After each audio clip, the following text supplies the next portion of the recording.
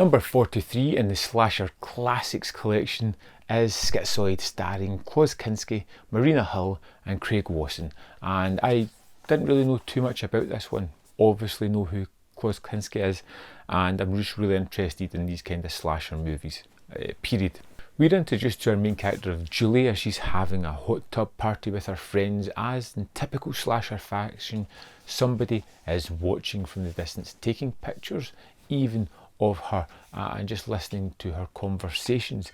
And pretty soon, as this party dissipates and people go their own way, we see one of these ladies chased down and brutally murdered, with this man with a black hat and coat wielding a large pair of scissors.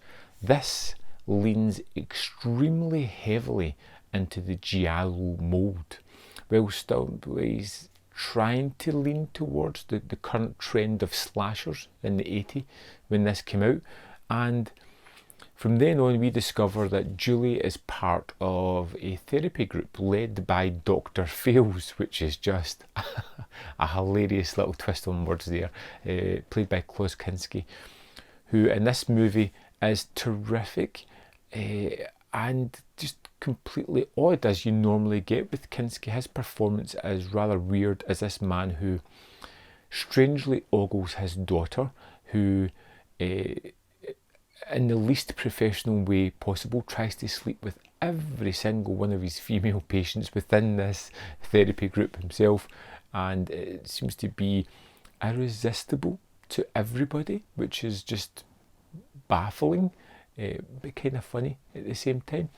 And we get thrown into Julie as she is starting to realise that somebody is possibly targeting her. She works for a newspaper. She is a columnist, a self-help person, and she's receiving these cut and paste letters. People have cut words out of her papers just saying, I'm going to murder, I'm going to shoot you, blah blah blah, and she's getting these and feels targeted, and her friends and people from this therapy group are starting to be taken out one by one.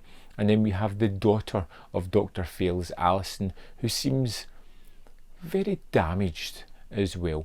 This movie has all the kind of tropes that you would expect with a slasher movie. It feels a kind of mix of lots of things that I like, from the giallo, from the whodunit to the slasher movies. It takes little bits and pieces and tropes from there and puts them all together, but it just never quite satisfies in the way I was hoping. You get lots of red herrings. You get Christopher Lloyd in this one as well, with a wonderful moustache that just, he's there as one of the characters that could be the killer. It's nice to see multiple characters and multiple red herrings within these movies. Sometimes in these lower budgeted giallo slasher rip-offs, there's not a great deal of cast and it's quite obvious who the killer is going to be.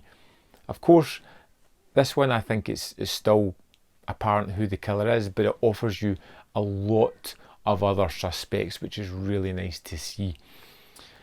I think the violence is well done. You get the slasher aspects of that, especially with the silver light gleaming scissors that go down. There is a wonderful scene near the end, played in darkness, where it's a cat and mouse game that's really well done and really amps up the tension. But ultimately there's a lot of dead space within Schizoid. A lot of moments where you're just treading water, waiting for the next scare, waiting for the next kill, waiting for the next moment where something is going to happen to push the story forward. And although I enjoyed it, although it has some fun moments and deaths and kills, it just takes its time and doesn't have enough oomph to really make it one of the better movies I've seen. It's entirely functionable. It is average at best. It's one that I'm glad to have seen. It's one that I would definitely watch again.